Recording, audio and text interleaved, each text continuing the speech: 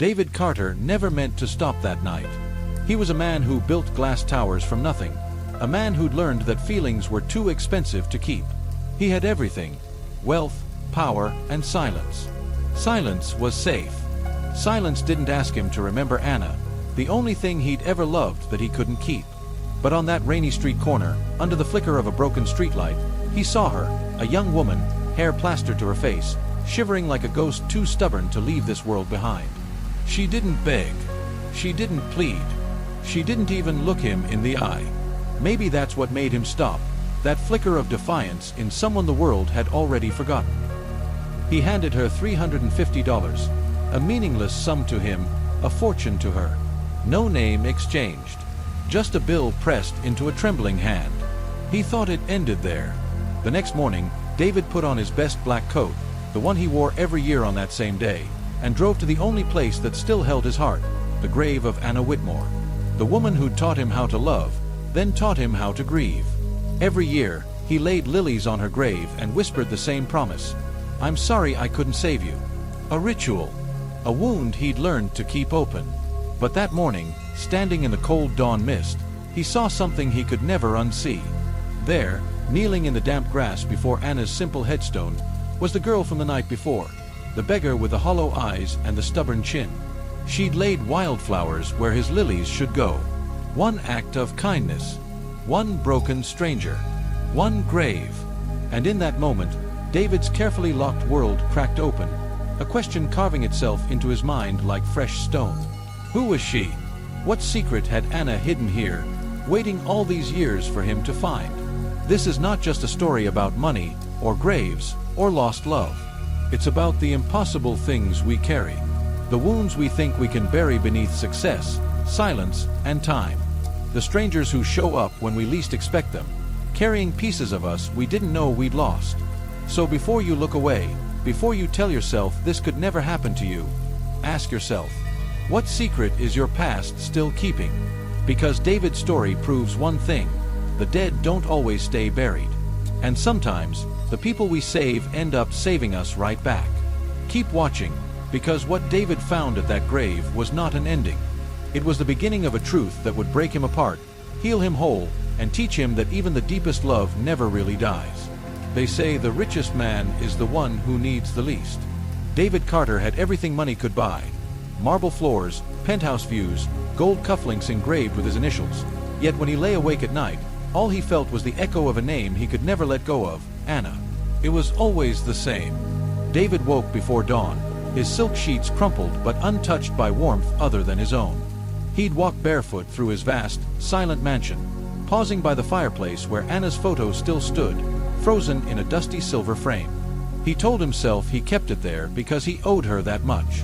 But the truth, he couldn't stand the thought of putting it away, like burying her twice.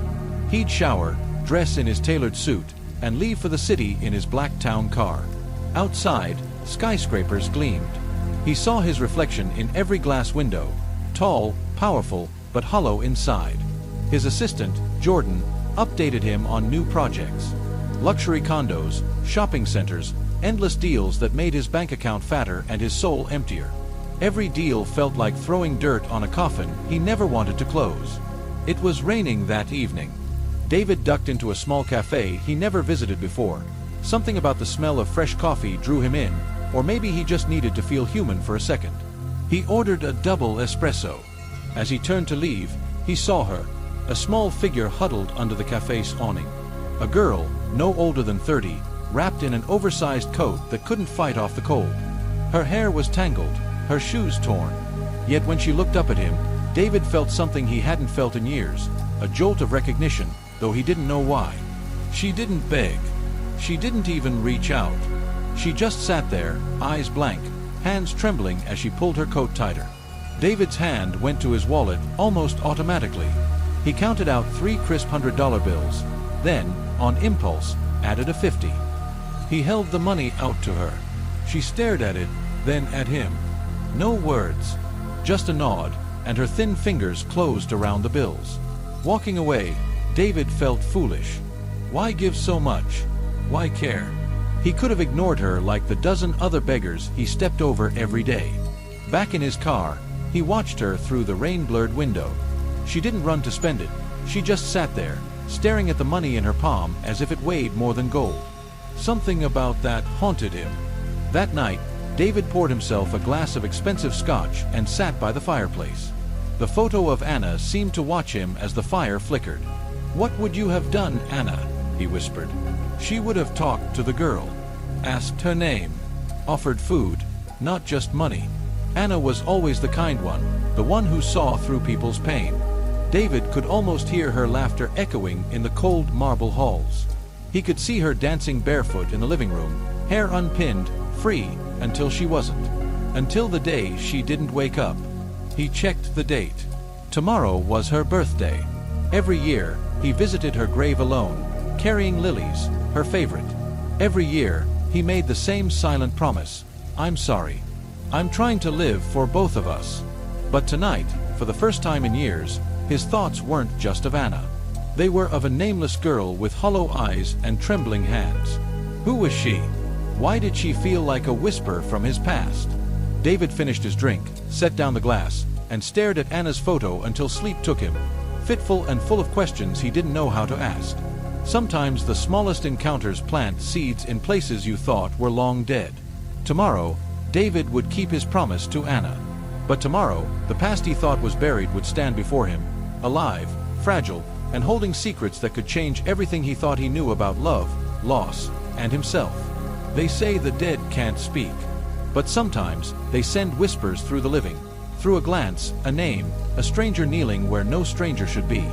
The next morning, the sun broke through the city's cold mist.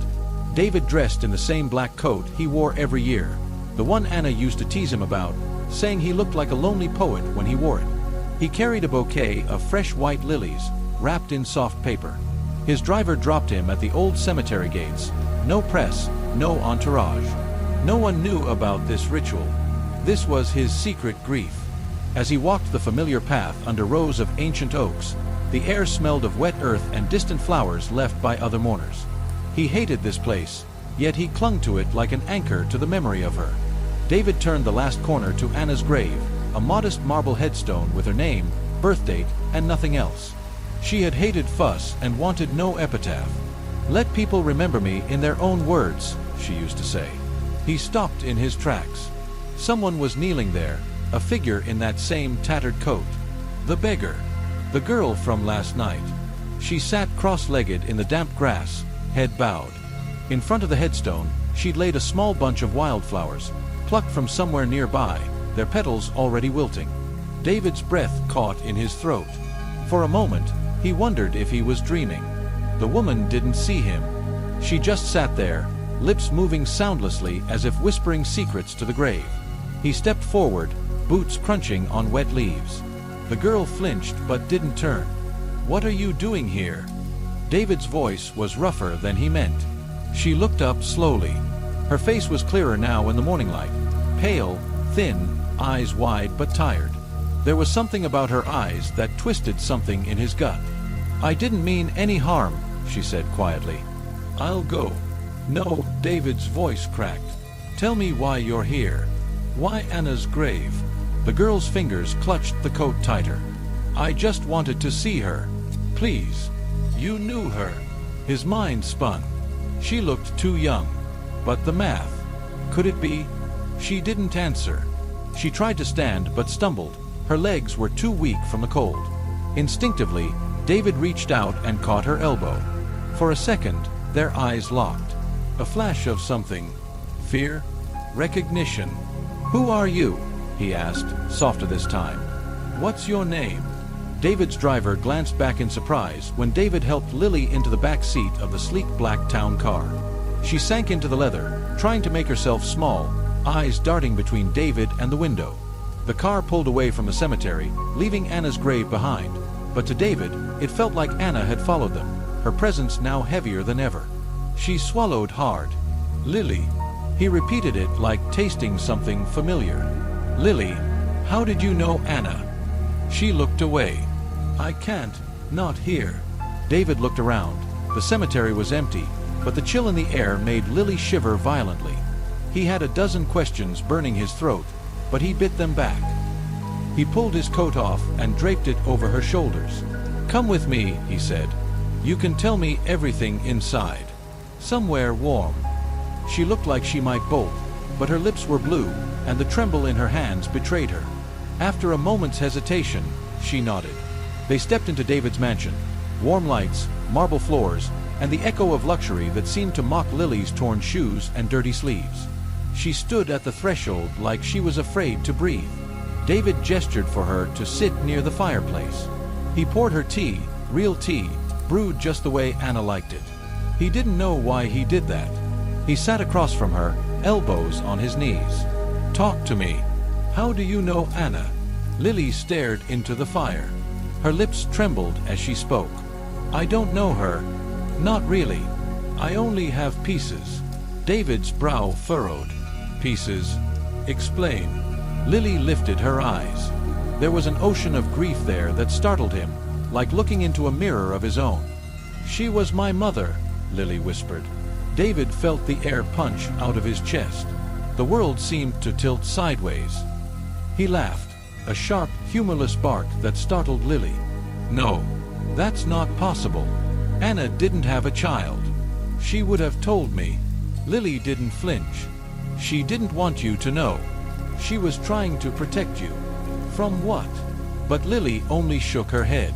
Her eyes drifted to the photo of Anna on the mantel. "I come here every year. I watch from far away. I didn't expect you to see me." David rose abruptly, pacing before the fire. His mind raced through old memories, the way Anna pulled away from him in her last months, the secrets, the phone calls she never explained. Could it be true? Could this stranger be the last living piece of the woman he loved more than life itself? "You expect me to believe you?" David's voice was sharp now. "Why now? Why come here? Why take my money?" David's head spun. He wanted to believe she was lying, a scam artist with a sob story, but the way she looked at Anna's photo made something inside him break. "Stay," he said finally, voice low. "Stay tonight. Tomorrow we talk more. I want answers." Lily nodded once, exhausted. As David led her to the guest room, he caught a glimpse of his reflection in the hallway mirror, a powerful man undone by a single ghost who refused to rest. Lily's chin lifted. "I didn't ask for your money. You gave it." Silence. The truth of that cut deeper than he expected. Lily wrapped his coat tighter around her thin shoulders. "If you want me to leave, I will. I didn't mean to cause you pain. I just wanted to see her. That's all." Some secrets bury themselves deep, but they have a way of clawing back to the surface when you least expect it. David had spent years mourning a woman he thought he knew. Now, sitting alone in the dark hallway outside Lily's room, he realized maybe he never knew Anna at all. Some truths don't break you all at once. They chip at you, piece by piece, until the person you thought you were lies scattered at your feet. Morning light crept into the grand hallway. David had barely slept, pacing, poring over old photos, receipts, scraps of Anna's journals. He found no mention of Lily, no clues that the woman he loved had carried such a secret. He stared at himself in the bathroom mirror, running cold water over his face. His reflection looked older, more brittle than yesterday. "What else did I never see?" he thought. Downstairs, the faint clink of cutlery pulled him from his haze. He followed the sound. Lily sat at the long dining table, dwarfed by its polished surface and heavy chairs. She nursed a mug of tea with both hands, as if it might keep her from disappearing. David sat across from her. Neither spoke for a while. The ticking clock on the far wall filled the silence. Finally, he said it. "Tell me everything." Lily's voice was a whisper. "I don't know everything, just scraps. My first memory of her is a smell, lavender and rain. I remember her singing to me. But then, she was gone." David's throat tightened. "You said she left you. Why?" Lily looked down at her chipped nails. "I was born when she was sick. She couldn't care for me. She left me at a church doorstep with a letter for the priest. He told me she loved me but couldn't keep me safe." "Safe from what?" David asked, his voice rising. Lily flinched at his tone but pressed on. "I don't know. I spent years in foster homes. When I turned 18, I asked for my file. All it said was my mother's name, Anna Whitmore. I looked her up. She was gone. David slammed his palm on the table. The mug rattled in Lily's hands. Why didn't she tell me? We were together. We planned a life. Lily's eyes shimmered. I think she was scared. Maybe she thought you'd feel trapped. Maybe she was protecting you from something. David laughed bitterly. Protect me? She broke me. And you? Where have you been all these years? Lily's shoulders slumped. I survived. That's all. I looked you up too. Read your name in the papers. The billionaire with the dead lover. I thought about knocking on your door so many times. But why would a man like you want a girl like me? David wanted to shout that he would have wanted anything that belonged to Anna. But the words stuck. His rage turned inward, at Anna, at himself, at Lily for being living proof of a love he'd buried but never truly understood. Lily reached into her coat pocket and slid a folded, worn envelope across the table. This is hers. It's all I have. David picked it up. The paper was soft with age. His name was scrawled on the front. David. His hands trembled as he opened it. Anna's handwriting. Unmistakable. He could hear her voice as he read. My David. If you're reading this, I'm sorry. Sorry for leaving you with questions I couldn't answer. There were things I couldn't tell you. Not because I didn't love you, but because I did. She's my light, my Lily. I wanted to protect you both. I hope someday you'll understand. Forgive me. Love always, Anna. The letter fell from his fingers. He stood, fists clenched at his sides. He felt 12 years of grief twist into something raw and new, betrayal. And yet beneath the anger was something worse, relief. A piece of Anna still existed. And she was sitting right here. Lily watched him with wide eyes. I'm sorry, she said softly. I didn't come here to break you. I wanted to see where she rests. I wanted to feel close to her. David's breath hitched. He pressed his palms to the table, hanging his head. Why didn't you just tell me at the cafe? Lily shrugged, a ghost of a sad smile. Would you have believed me? Or would you have given me $50 more and told me to go? Silence settled again, thick and uneasy. David sat back down. He studied her face, the shape of her nose, her eyes, her quiet defiance, Anna's defiance. You look like her, he murmured, especially when you're angry. Lily almost laughed. Her eyes softened, but her body stayed tense, like a stray animal waiting for the next blow. David ran a hand through his hair. Stay here, as long as you want. Lily blinked, startled. Why? Because you're all I have left of her, David said, voice raw. And because maybe you deserve better than the street. Lily looked away. I don't want your pity. It's not pity, David snapped. Asterisk, it's obligation. He regretted the word the moment it left his lips. Lily pushed her chair back. I knew this was a mistake. She stood to leave, but David caught her wrist, gently this time. Wait. His voice cracked. I'm sorry. It's not obligation.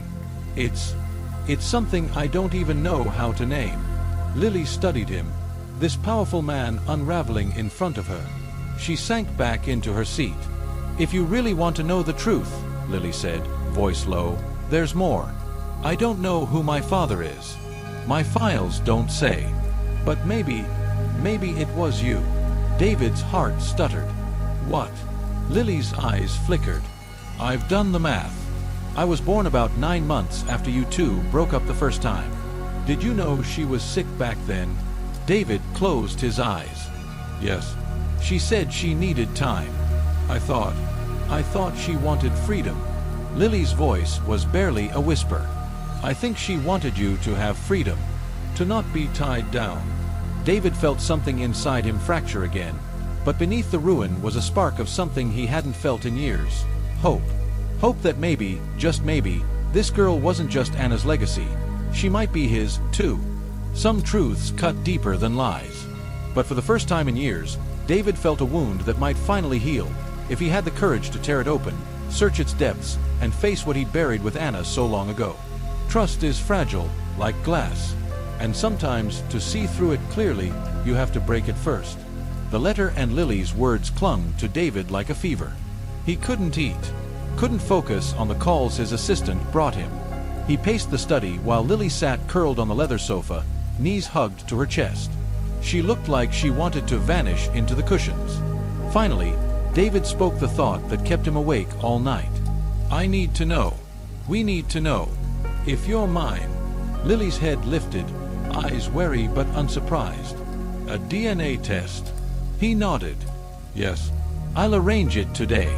Lily stared at him for a long moment, then looked back at the fireplace. Okay. Her voice was a whisper, carrying equal parts hope and dread. A nurse arrived discreetly that afternoon. Lily flinched at the sight of the white coat and the kit, but she sat still while the swab brushed the inside of her cheek. When the nurse left, the mansion seemed to grow quieter. Every tick of the grandfather clock felt like thunder. Lily wandered the halls like a ghost. She paused before old portraits, photos of David and Anna on yachts, in Paris, at charity galas. In each photo, David looked like a man alive. She wondered if she'd killed that man by showing up.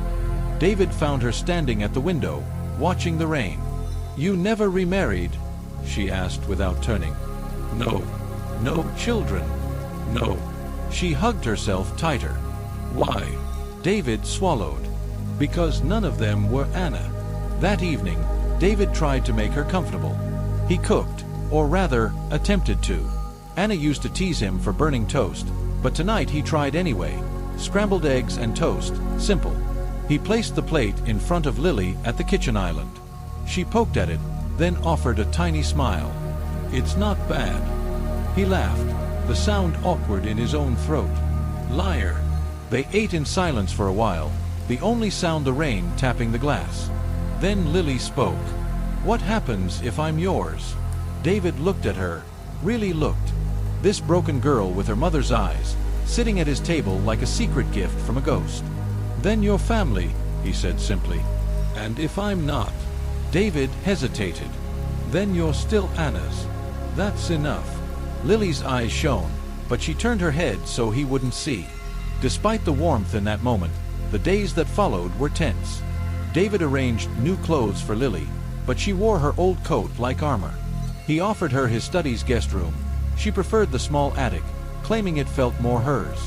One night, David found her standing at the edge of the garden, barefoot on the cold stone. You'll catch your death out here, he called softly. She didn't turn. Sometimes I think I deserve it. His chest tightened. He crossed the garden, draped his jacket around her shoulders. Don't say that. She shrugged him off. Asterisk, you don't know me. I'm not some piece of your lost fairy tale, David. I've done things I'm not proud of, to survive. Her voice cracked. If the test says I'm yours, you'll wish I wasn't. David's voice was steady. Try me. Back inside, she curled up in the attic's small bed. David lingered by the door, wanting to say something, fix something, but no words came. Before he turned to leave, Lily whispered in the dark, I used to dream about her, that she'd come back for me. Or you would. A rich man in a black car, finding me and saying, I'm sorry you were alone. Silly, huh? David's heart broke. He stepped inside, sat on the edge of the bed. I'm sorry you were alone. The words cracked in his throat. Lily looked at him through the shadows, then turned her face to the wall. But he saw her shoulders tremble with silent tears. The next morning, something shifted. Lily came downstairs on her own, hair brushed, wearing a sweater David had left on her door. She joined him for coffee, even laughed when he spilled sugar everywhere. They talked about small things, her favorite books, none, she never owned one, her worst jobs, washing dishes, scraping gum from theater seats. She told him she liked the garden but didn't know how flowers could survive so much rain. David showed her old photo albums, Anna in sun hats, on beaches, at their first apartment. Lily traced her mother's face with her finger, like she could memorize her features for the parts she'd missed. You were good to her, Lily said softly. I tried, David whispered. Not good enough, maybe. You loved her, Lily said. That's enough. That evening, Lily asked if she could visit Anna's grave again. David drove them himself. They stood side by side under the branches, the same wildflowers in Lily's hands. David watched her kneel and placed them gently on the headstone. This time, she didn't whisper secrets alone. She looked back at David, and for the first time, her eyes didn't hold only shadows. They stood in silence, together. No questions, no blame. Just the soft sound of rain on leaves and the echo of a name that no longer hurt quite as much. Sometimes healing doesn't come like a thunderclap. It comes slowly, a fragile truce, a hand offered in the dark. And for David and Lily, maybe that was enough for now, enough to keep the ghosts at bay for one more night. The past doesn't vanish, it weaves itself into the present, thread by fragile thread. And if you're lucky, it becomes something new, a beginning instead of an ending. Days passed like cautious steps on cracked ice. David and Lily fell into a quiet rhythm, coffee in the mornings, short conversations in the evenings. Neither spoke of the DNA test. It hung between them, invisible but heavy. Then, one evening, David's phone rang. The lab. He answered in his study, his back turned to Lily, who hovered in the doorway. He listened. He closed his eyes. When he turned to face her, his hands were shaking. "You're mine," he said. Lily stared at him, blinking like she hadn't heard. "What? You're mine." The words were raw, breaking through his chest. "You're my daughter, Lily." Lily stumbled backward, hitting the doorframe like it might hold her up. Don't say that unless it's true," she whispered. David crossed the room in 3 strides, took her trembling hands in his. "It's true. Anna kept you safe, but she didn't keep you from me forever. You're mine." For a heartbeat, they stood frozen.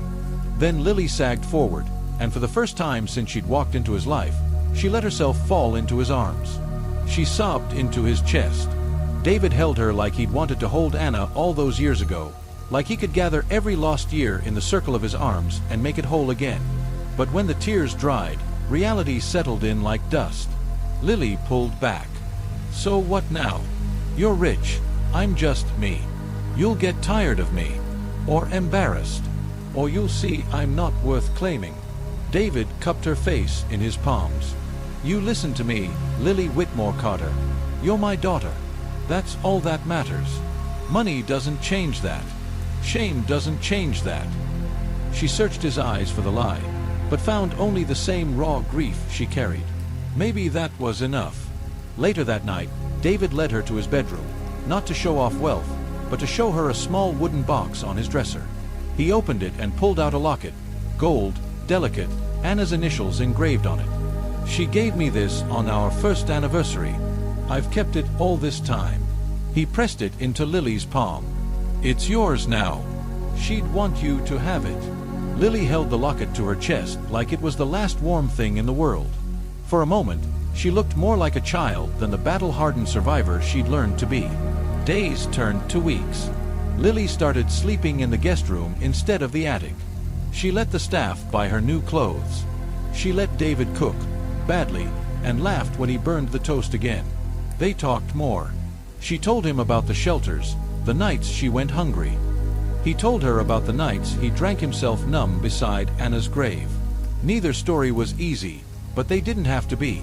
Sometimes they argued, over small things, her fierce independence, his desperate need to protect her from a world she'd already survived alone. But under the arguments was a bond that didn't break this time. One morning, Lily asked if they could go somewhere. They drove to the old neighborhood where Anna and David had first lived together, a rundown row of apartments with peeling paint but memories soaked into every brick. Lily walked the cracked sidewalks, listening to David's stories, where he bought Anna flowers from the street vendor, the cafe where they'd shared their first fight and first apology. Standing there, Lily felt closer to her mother than she ever had. Back at the grave, Lily knelt again. This time, David knelt beside her. He didn't bring lilies. Instead, he brought a single white rose. Lily slipped the locket chain through her fingers and laid it gently at the foot of the headstone. "Thank you," she whispered to the stone. "For him. For me. For fighting as long as you could." David rested his hand on her shoulder. "We'll be okay," he said. Not to Anna, not to Lily, but maybe to himself. Back at the mansion that evening, Lily sat on the steps by the garden. David brought her a blanket and sat beside her, watching the stars pierce through the clouds. She nudged him with her shoulder.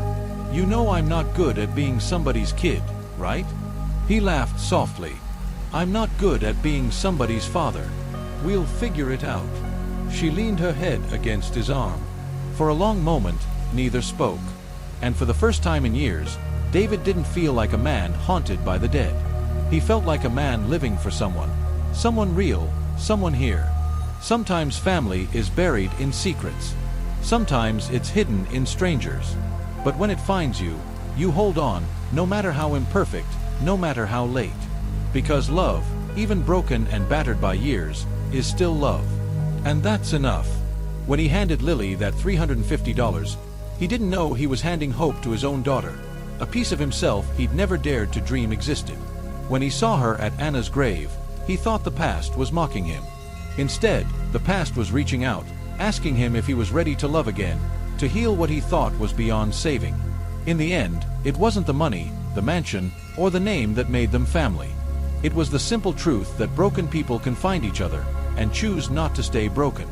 David didn't fix Lily's life overnight. She didn't fix his grief in a single sunrise. But every morning, every small conversation over burnt toast and cold coffee, they learned each other. They argued, forgave, stumbled, and held on. Love didn't erase the pain, but it wove it into something new, a promise that no one would stand at that grave alone again. Maybe you're holding on to an old hurt. Maybe you've buried parts of yourself so deep you don't know if you'll ever feel whole again. But if David's story teaches us anything, it's this. Sometimes healing begins when you dare to open the door to someone, or something you never expected. So, here's my question for you. Who do you need to forgive? What secret are you carrying that might set you free if you share it? What piece of love is still waiting for you to reach for it, even if it scares you to death? Don't wait for the perfect moment. It won't come. Say the words. Make the call. Knock on the door. Reach for the hand that's been waiting. Because sometimes family is who we find. Sometimes forgiveness is what we choose. And sometimes the grave doesn't mean the end. It means a chance to start living for real.